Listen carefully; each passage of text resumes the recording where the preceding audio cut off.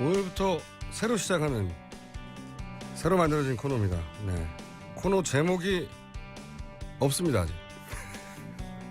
코너 제목은 없고 취지는 이게 60년대 아마 미국에서 만들어진 제도로 알고 있는데 어퍼머티브 액션이라고 유색 인종들의 대학 진학을 위해서 소수자 배려 정책으로 만들어진 게 있습니다. 소수당의 목소리를 들어보자. 대선에서 정의당 노회찬 원내대표 나오셨습니다. 안녕하십니까? 네, 안녕하십니까? 네. 제목 마음에 드십니까? 아직 제목은 없는데 그런 취지. 자, 취지 마음에 드십니까? 정신적 다수당. 정신적 다수당. 원내 소수지만 정신적 다수당. 예, 근데 저희가 그 의석은 2%를 점유하고 있지만 지지는 7.3%를 받았고 국고보조금도 그 비슷하게 받고 있어요. 그래서 선거제도만 바뀌면은 얼마든지 저희들 원내 교섭단체를 이룰 준비가 돼 있는. 정당 지지율이 얼마였다고 지난 총선에서? 지난 총선은 정당 지지율 7.3%. 7.3%. 그러면은 그걸 300석으로 계산하면은 21석이 나오죠. 무려. 이야. 그래서 선거구제를 바꿔야 된다고 계속 주장하고 계시죠. 예. 그 얘기는 다음에 하고요. 정상화하자는 뜻이죠. 예. 근데 이제 정권이 바뀌면 그렇게 될 가능성도 있어요, 꽤 보니까.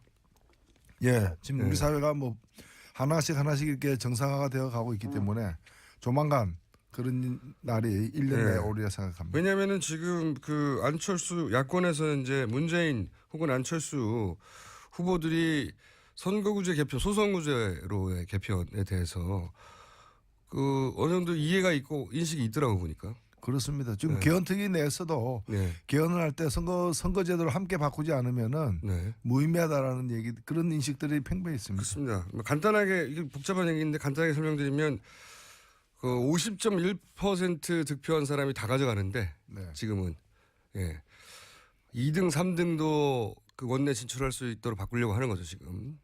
그러니까 자기가 받은 지지율만큼 그렇죠. 한마디로 말하면. 거죠. 자, 오늘은 이게 소수자 배려 차원에서 만든 코너라 아직 제목이 없는데 하다 보면 그리고 아마 저희 게시판이나 문자로 이 코너의 제목을 정해 주실 거예요. 분들이. 공모합니다. 공모. 저희가 만들었는데 만들다가 그러지 말고 취지만 설명하고 노회찬 대표님의 말씀을 듣고 사람들이 제목을 정해 줄 것이다. 예. 그냥 가자. 기대하겠습니다. 네. 이제 잘 못하면 코너도 없어지는 거고요. 예. 사람이 태어날 때도 그 이름을 태어난 데 이름을 짓죠 보통. 태어나면서 나는 누굽니다 이렇게 얘기하는 사람은 없습니다. 부모들이 지어주죠. 부모들이 미리. 지어주는데 그 이름이 붙는 거는 이제 사람이 태어나야 붙는 거죠. 태어나기 전에 지어진 경우도 있습니다. 자, 그럼 부모의 역할을 청취자 여러분들 해주시고 오늘은 저희가 이거 한번 해보려고요. 지금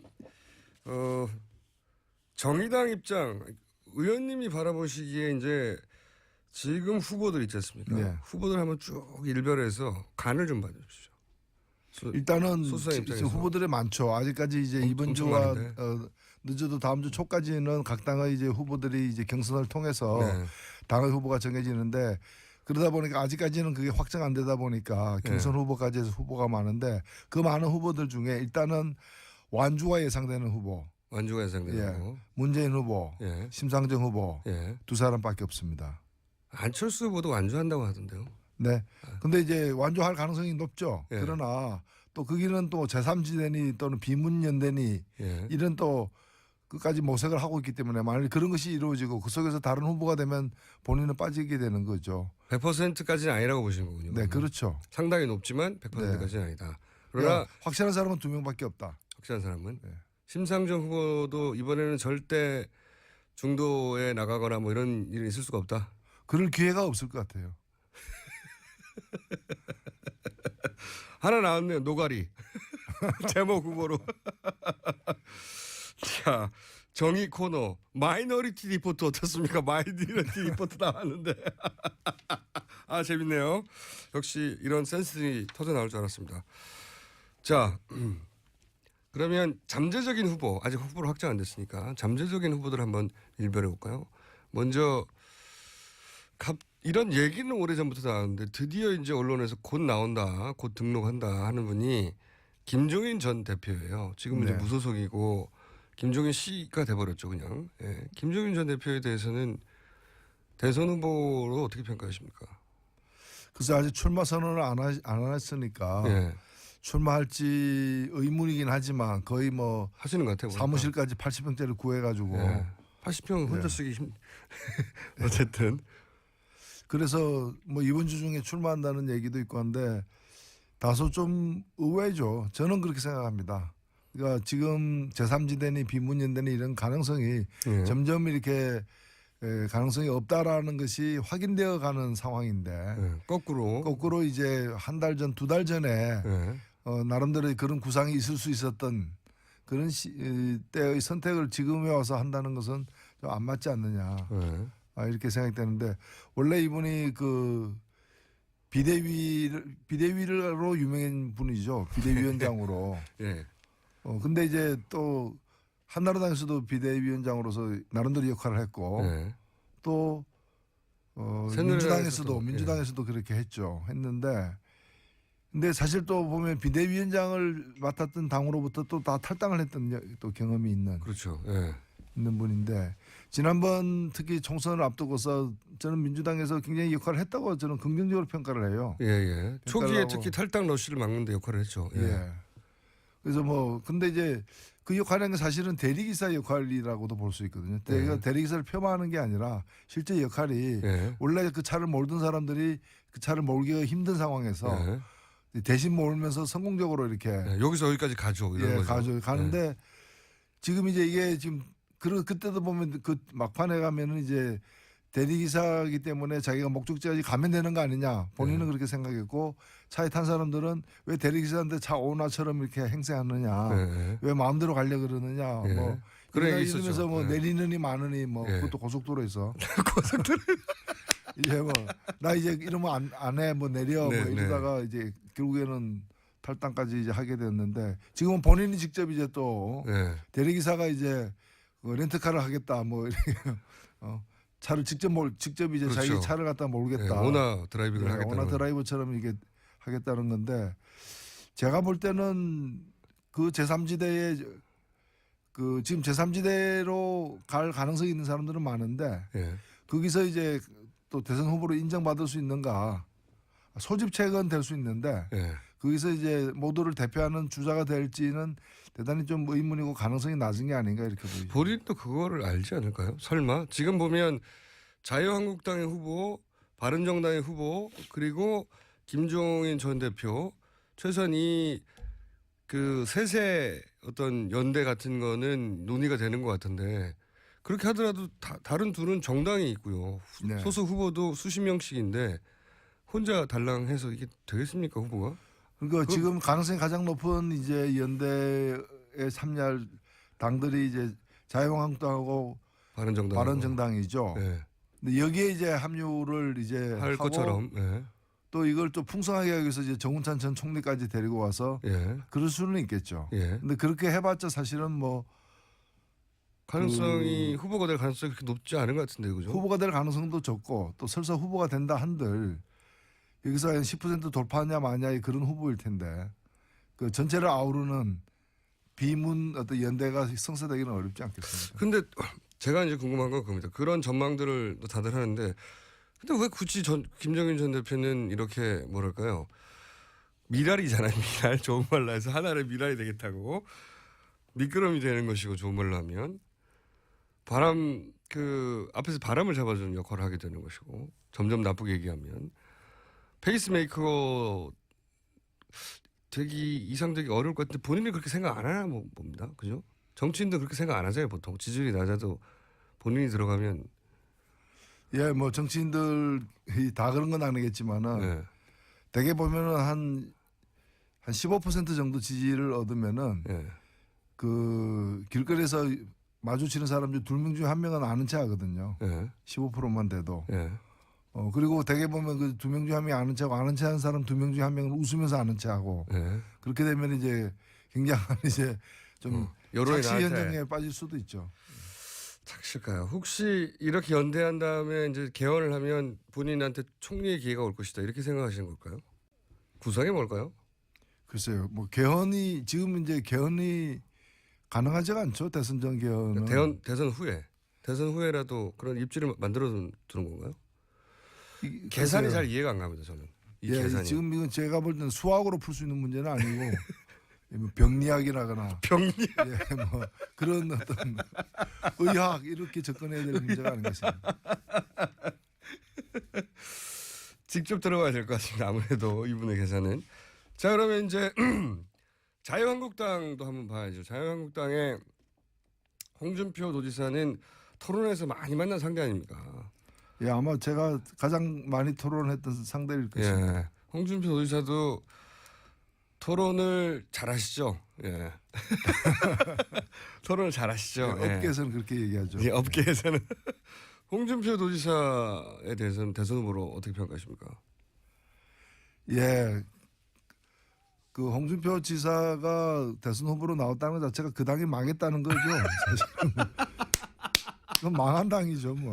예. 정상적으로 나올 후보가 없으니까 이제 그렇게 나오는 거죠. 그리고 현역 도지사이고 또 예. 지금 재판받는 중이고 예. 그런데 그 보궐선거의 가능성까지 없애면서 나오겠다라는 거고 예. 그러니까 지금 도민에 대해서 도리도 아니라고 생각됩니다. 그리고 경상남도 도민들은 그 무상급식 철폐한 문제라거나 예. 여러 가지 진주의료원을 폐지한 문제라 등등 해가지고 경남의 수치로 생각하고 있습니다. 그것도 그거를 지지하는 보수적인 유권자도 있긴 있습니다. 물론 경남에. 뭐 과거보다는 많이 적죠.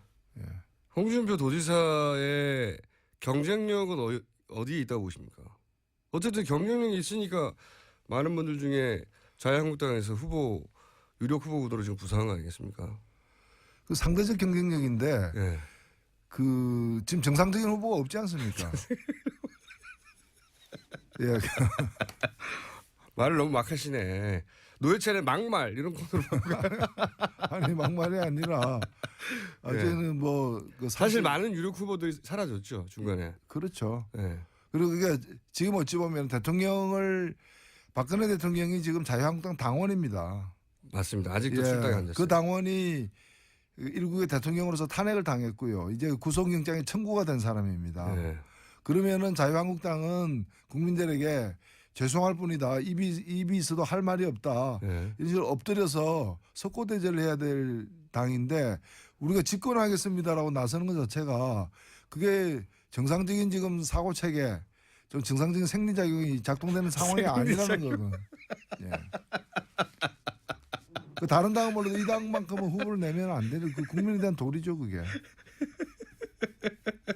오늘 갑자기 빵빵 터트리시네. 정상적인 생리작용이 안 된다. 노모 씨 어떻습니까? 노모 씨 자비라는 없다. 노회찬의 노모 씨. 그러면 홍준표 후보 개인의 경쟁력 대선 후보가 아니라 의원으로서 많이 토론을 방송에서 많이 만나셨잖아요. 진짜. 예, 많이 했죠. 예. 서로 많이 다투셨잖아요. 예. 예.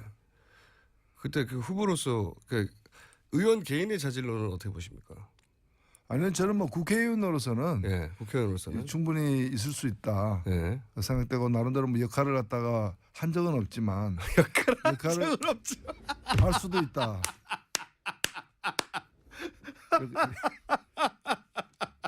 저는 나름대로 역할을 한 적이 있다고 말씀하셨는데 나름대로 역할을 한 적이 없다고. 한 적은 없지만 할 수는 있지 않겠느냐. 뭐 그렇게 생각하는데 글쎄요. 지금 이런 비정상적인 상황이니까 정상적인 후보가 안 나오는 상황이니까 이제 뭐 김진태 후보라거나 홍준표 후보나 이런 분들이 이제 나오는 상황이고 그만큼 지금 그 자유한국당이 예. 자유한국당은 지금 현재 그 처지를 말해주고 있는 게 아닌가 웅변해주고 있다 이렇게 보여집니다. 지금 자유한국당 내에서 2위 후보는 지금 그러니까 현재 그 노회찬 의원과 아무래도 정치적성이 가장 반대편에 있을 것 같은 잠재적 후보들만 지금 뭐 후보들부터 거론하고 있는데 김진태 후보가 대략 2위권인 것 같아요. 김진태 후보는 어떻게 평가하십니까? 예, 저는 글쎄요 지금 우리나라 보수를 대변할 수 있는 후보들은 아니죠. 두 분 다. 두 분 다 보면 대단히 극단적인 좀 생각. 뭐 한반도의 전술핵을 가지고 와야 된다거나 지금 김지태 의원 그 후보 같은 경우에는 지금 법사위 지금 간사인데 예. 자유한국당 간사인데 뭐 재벌 옹호하고 그다음에 온갖 개혁 입법 막는데 천병 역할을 하고 있습니다. 사실은. 그래서 정말 국회의원으로서 국회가 정상 가동되려면 이런 분들이 계속 국회의원을 있어야 되는지 의문인 이제 그런 상태죠. 사실 우리 국민 소환제가 있었다면 춘천 시민들부터 소환되지 않았겠습니까? 예. 저는 그런 그 상황이라고 생각되는데 지금 현재 우리나라 그런 아마 어느 사회든 보수란 건 있기 마련인 거고 그 보수를 좀 합리적으로 대변을 하고 또 보수가 이 한국 정치의 생산적인 역할을 하게 하기 위해서는 지금 자유한국당에서 대표 주자로 나선 그런 분들은 보수의 대표성도 없는 게 아닌가. 그냥 극우. 그리고 그것도 태극기를 또 담요에다가 이렇게 막 그려가지고 어깨에다가 휘두르고 다니는. 망토처럼 하고 다녔죠. 그거 비정상적인 그런 분들이 보수를 대변할 수는 없다고 보고 큰 역할을 하지 못하리라고 보여집니다. 그래도 보수 범보수라고 이제 묶으면 어쨌든 지지율이 지금 높은 편인데 자 그러면 상대적으로 덜 극단적인 그리고 합리적인 보수라고 평가도 받는 바른정당의 유승민 남경필은 각각 어떻게 평가하십니까? 예, 뭐 또 두 분 같은 경우는 저는 그분들 생각에 다 동의하지는 않지만은 그래도 이런 분들이 좀 한국의 보수가 가야 될 어떤 바를 이렇게 보수의 가치 이 차원에서 이렇게 좀 잘 보여주고 있는 게 아닌가 이렇게 긍정적으로 보고 싶고요. 다만 이제 지금 오랫동안 이제 박정희 박근혜로 이어지는 이제 그런 상징으로 결집됐던 보수 세력들이다 보니까 이런 좀 정상적인 새로운 것에 낯선 것 같아요. 낯선 것 같아요. 그러니까 아마 알코올에 중독된 사람들 같은 경우에는 청량음료 먹으면 이게 음료 같지가 않잖아요.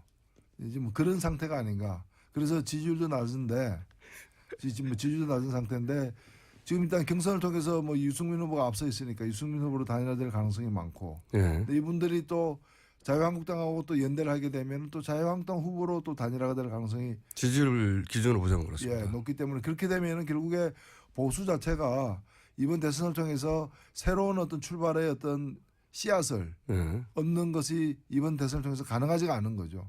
오히려 자기들 씨앗을 스스로 다시 딱 묻어야지 키워질 텐데요. 날려버리게 된다. 저는 이번 뭐 대선에서 그 보수가 할 일은 없다고 보는데 이번 대선이 끝난 후에 이제 쟁점은 뭔가면은 새로운 보수의 어떤 주자가 이번 대선을 통해서 출연해서 새로운 이 시작을 하느냐 아니면은 그런 게 없기 때문에 다시 돌아가느냐. 그게 이제 박근혜 전 대통령이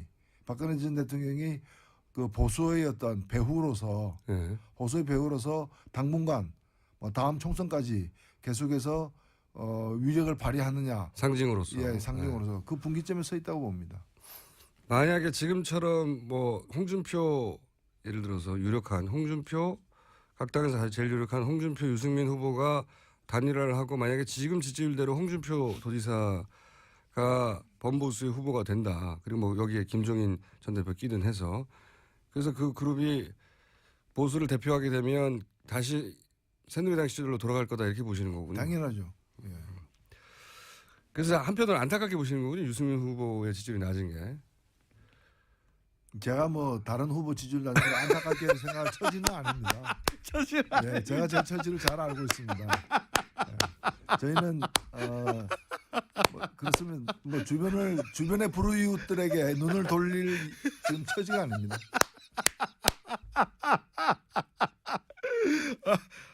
제가 의원님하고 참 방송도 많이 하고 또 인터뷰도 많이 했는데 오늘 제일 빵빵 터지는 것 같습니다. 네, 이제는 후보도 아니고 후보는 심상중 후보 따로 있고 저는 자유인입니다.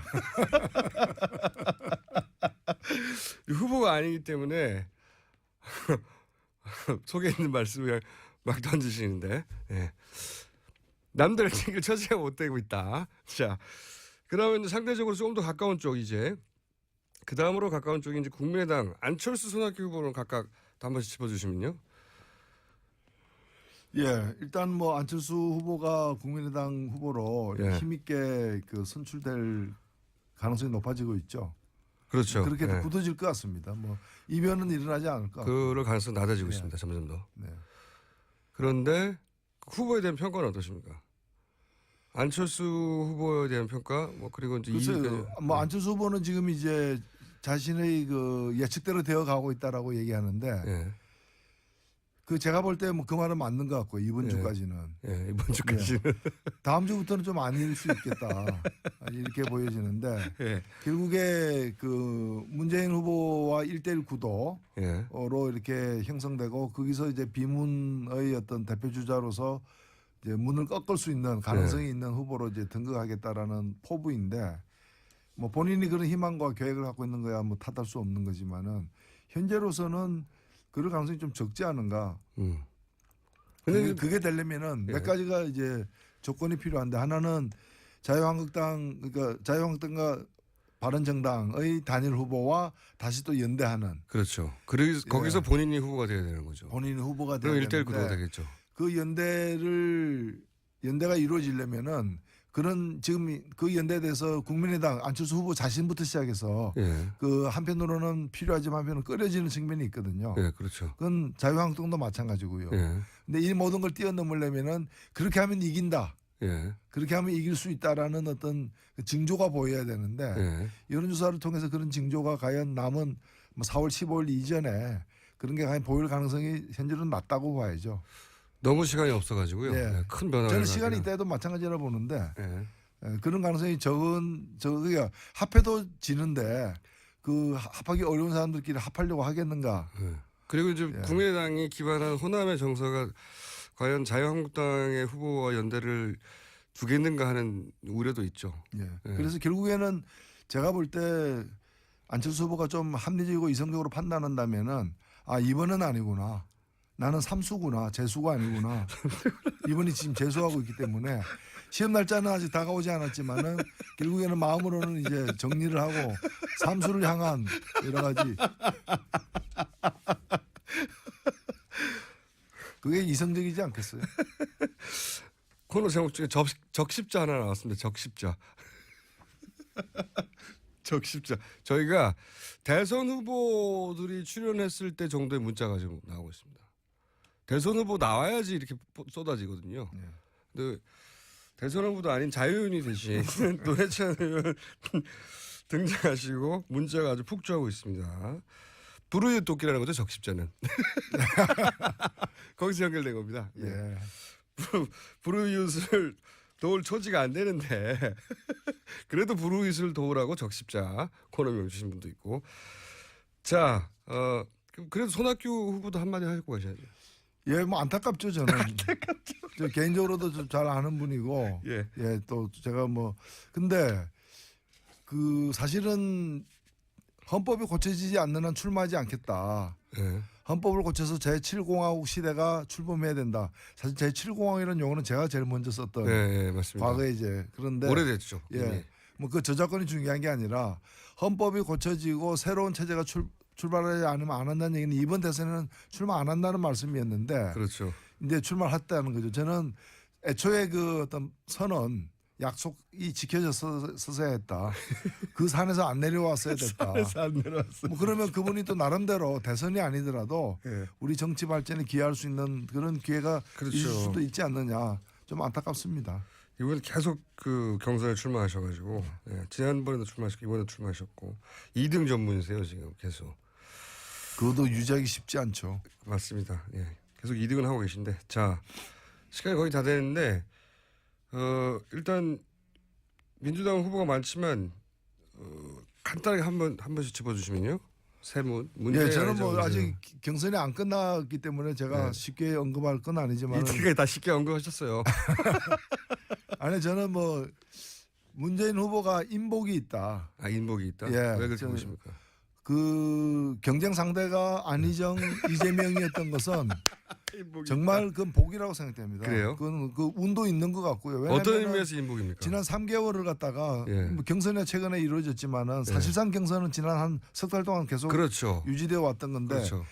여론 경선이 그렇죠. 있었죠. 그것도 당내에 예. 같은 당내에 안희정, 이재명 이런 분들이 있음으로 인해서 안희정 후보를 통해서 오른쪽 예. 그리고 이재명 후보를 통해서 좀 이 진보 쪽 예. 마크맨 역할을 굉장히 잘한 거죠. 그래서 지지율을 다른 후보들에 뺏기지 않고 계속해서 민주당 안에서 가둬둬. 이제 각각의 후보, 그 안희정 후보가 확보한 것 그것이 다 온전히 문재인으로 오지는 않을 거예요. 그러나 상대 세력이 크는 걸 막는 데는 혁혁한 그렇죠. 공로를 했기 때문에. 저도 그 생각합니다. 예. 그래서 세상에 이런 페이스메이커를 구하는 거는 이제 어렵죠. 인간의 노력으로는 쉽지 않다.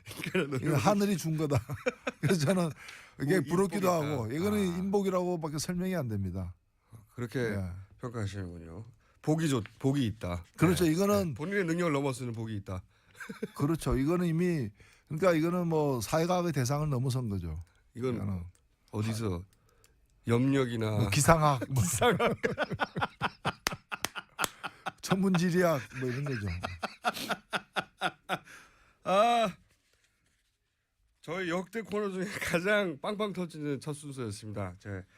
저희 제작진 기립박수 치고 있지 않습니까? 자, 그러나 제목은 정해지지 않았고 오늘 문자 보내주시는 분들 저희 다 캡처해가지고 문자를 거기서 후보를 골라서 다음 주에 후보를 드릴 테니까 그때 하나 골라주십시오. 예. 네, 지금까지 코너 제목도 없는 코너의 노회찬 의원이었습니다. 감사합니다. 네, 고맙습니다. 하지가 않죠 대선 전개는.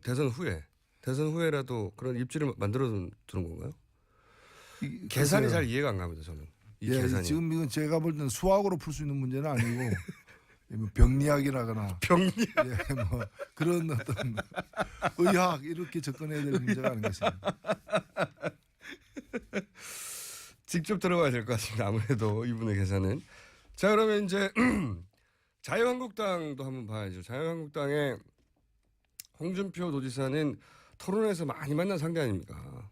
예, 아마 제가 가장 많이 토론했던 상대일 것입니다. 예, 홍준표 도지사도 토론을 잘하시죠. 예. 토론을 잘하시죠. 예, 업계에서는 그렇게 얘기하죠. 예, 업계에서는 홍준표 도지사에 대해서는 대선 후보로 어떻게 평가하십니까? 예, 그 홍준표 지사가 대선 후보로 나왔다는 것 자체가 그 당이 망했다는 거죠. 사실은 그건 망한 당이죠, 뭐. 예, 정상적으로 나올 후보가 없으니까 이제 그렇게 나오는 거죠. 그리고 현역 도지사이고 또 지금 재판받는 중이고 그런데 그 보궐선거의 가능성까지 없애면서 나오겠다라는 거고 그러니까 지금 도민에 대해서 도리도 아니라고 생각됩니다. 그리고 경상남도 도민들은 그 무상급식 철폐한 문제라거나 여러 가지 진주의료원을 폐지한 문제라 등등 해가지고 경남의 수치로 생각하고 있습니다. 그것도 그거를 지지하는 보수적인 유권자도 있긴 있습니다. 물론 경남에. 뭐 과거보다는 많이 적죠. 예. 홍준표 도지사의 경쟁력은 어디에 있다고 보십니까? 어쨌든 경쟁력이 있으니까 많은 분들 중에 자유한국당에서 유력 후보 구도로 지금 부상한 거 아니겠습니까? 그 상대적 경쟁력인데 그 지금 정상적인 후보가 없지 않습니까? 예. 말을 너무 막 하시네. 노회찬의 막말 이런 코너로 아니 막말이 아니라 어제는 뭐그 사실 많은 유력 후보들이 사라졌죠 중간에. 그렇죠. 네. 그리고 그게 지금 어찌 보면 박근혜 대통령이 지금 자유한국당 당원입니다.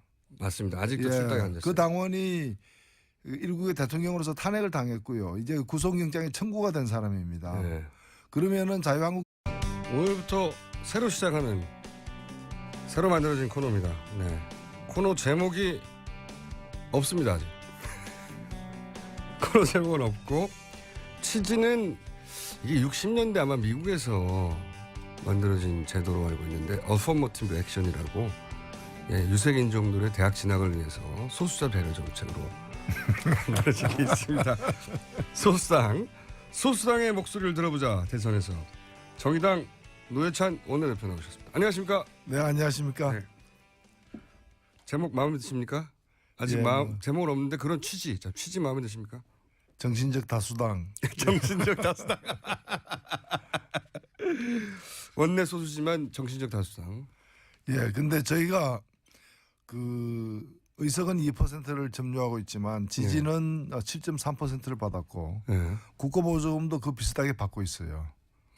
그래서 선거제도만 바뀌면은 얼마든지 저희들 원내 교섭단체를 이룰 준비가 돼 있는. 정당 지지율이 얼마였다고 지난 총선에서? 지난 총선 정당 지지율 7.3%. 7.3%. 그러면은 그걸 300석으로 계산하면은 21석이 나오죠. 무려. 이야. 그래서 선거구제를 바꿔야 된다고 계속 주장하고 계시죠. 예. 그 얘기는 다음에 하고요. 정상화하자는 뜻이죠. 예. 근데 이제 정권이 바뀌면 그렇게 될 가능성도 있어요, 꽤 보니까. 예. 지금 우리 사회가 뭐 하나씩 이렇게 정상화가 되어 가고 있기 때문에 조만간 그런 날이 1년 내에 오리라 생각합니다. 왜냐하면은 지금 그 안철수 야권에서 이제 문재인 혹은 안철수 후보들이 선거구제 개편, 소선구제로의 개편에 대해서 그 어느 정도 이해가 있고 인식이 있더라고 보니까. 그렇습니다. 지금 개헌특위 내에서도 개헌을 할 때 선거제도를 함께 바꾸지 않으면은 무의미하다라는 얘기 그런 인식들이 팽배해 있습니다. 그렇습니다. 간단하게 이게 복잡한 얘기인데 간단하게 설명드리면 그 50.1% 득표한 사람이 다 가져가는데 지금은 2등, 3등도 그 원내 진출할 수 있도록 바꾸려고 하는 거죠 지금. 그러니까 자기가 받은 지지율만큼 그렇죠. 한마디로 말하면. 거죠. 자,